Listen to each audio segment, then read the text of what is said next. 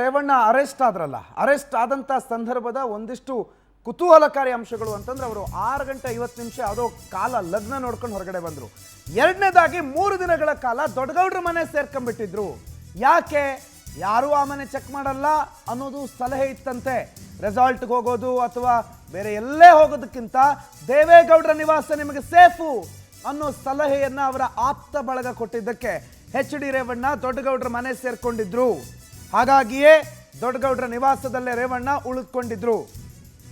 ಆದರೆ ಶಾಕ್ ಆಗೋ ರೀತಿಯಲ್ಲಿ SIT ಎಂಟ್ರಿ ಕೊಡುತ್ತೆ. ಏನು bale application, anticipatory bale application cancel ಆಗ್ತಾ ಇದ್ದು, ರಿಜೆಕ್ಟ್ ಆಗ್ತಾ ಇದ್ದಂಗೆ SIT 10 ನಿಮಿಷದಲ್ಲಿ ದೇವೇಗೌಡರ ಮನೆ ಬಾಗಿಲಿಗೆ ಹೋಗಿ ನಿಂತು ಬಿಟ್ಟಿದ್ರು. 10 ನಿಮಿಷ ಅವರನ್ನ ಮನೆ ಬಾಗಿಲಲ್ಲಿ ಕಾಯಿಸಿದ್ರು. 6:30ಕ್ಕೆ ಆಂಟಿಸಿಪೇಟರಿ ಬೇಲ್ ಕ್ಯಾನ್ಸಲ್ ಅಂತ ಗೊತ್ತಾಯಿತು. 20 ನಿಮಿಷದಲ್ಲಿ ದೇವೇಗೌಡರ ಮನೆಯಲ್ಲಿ ಎಚ್ ಡಿ ರೇವಣ್ಣ ಅವರನ್ನು ಅರೆಸ್ಟ್ ಮಾಡಿದ್ರು. ಆದರೆ ಆ ಬಂಡ ಧೈರ್ಯ ಇದೆಯಲ್ಲ ನೋಡಿ, ನಾನು ನಿನ್ನೆಯಿಂದಲೂ ಮಾತಾಡ್ತಿದ್ದೆ, ನಂಬಿಕೆ ಧೈರ್ಯ ಅನ್ನೋದಿದ್ರೆ ಅದು ರೇವಣ್ಣಂಗಿದ್ದಂಗೆ ಇರಬೇಕು. ಅರೆಸ್ಟ್ ಆಗೋದಕ್ಕೂ ಅವರು ಸಮಯ ನೋಡ್ಕೊಂಡು ಹೊರಗಡೆ ಬಂದರು.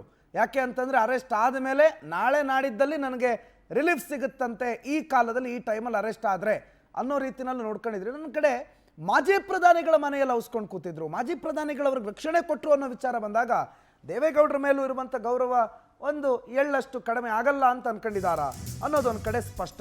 ಇನ್ನು ಬಿಜೆಪಿ ನಾಯಕರು, JDS ನಾಯಕರು ಕಕ್ಕಾಬಿಕ್ಕಿಯಾಗಿ ಹೋಗ್ಬಿಟ್ಟಿದ್ದಾರೆ ಪವರ್ ಸ್ಟ್ರೋಕ್ಗೆ. ದೆಹಲಿ ಅಂಗಳದಲ್ಲೂ ದಾರಿ ತಪ್ಪಿದ ಮೊಮ್ಮಗನದ್ದೇ ಸದ್ದು.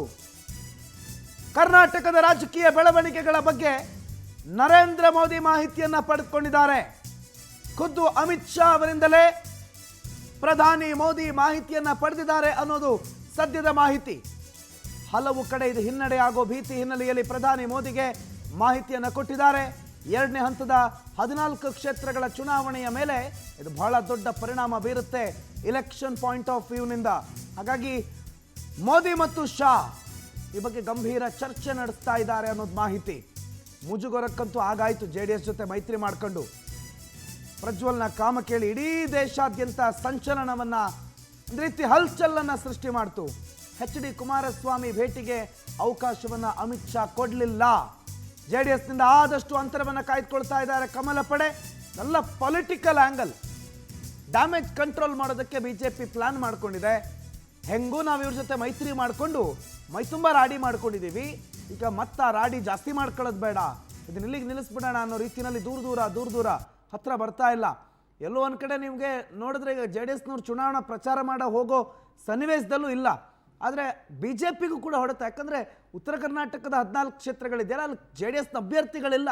ಈಗ ಬಿಜೆಪಿ JDS ಜೊತೆ ಅಲೈನ್ಮೆಂಟಲ್ಲಿದೆ ಅನ್ನೋ ಒಂದೇ ಒಂದು ಕಾರಣಕ್ಕೆ ಬಿಜೆಪಿಗೆ ಎಷ್ಟು ಹಿನ್ನಡೆ ಆಗುತ್ತೆ ಅನ್ನೋದು ಬಿಜೆಪಿ ಭಾಳ ಸ್ಪಷ್ಟವಾಗಿ ಗೊತ್ತಿದೆ.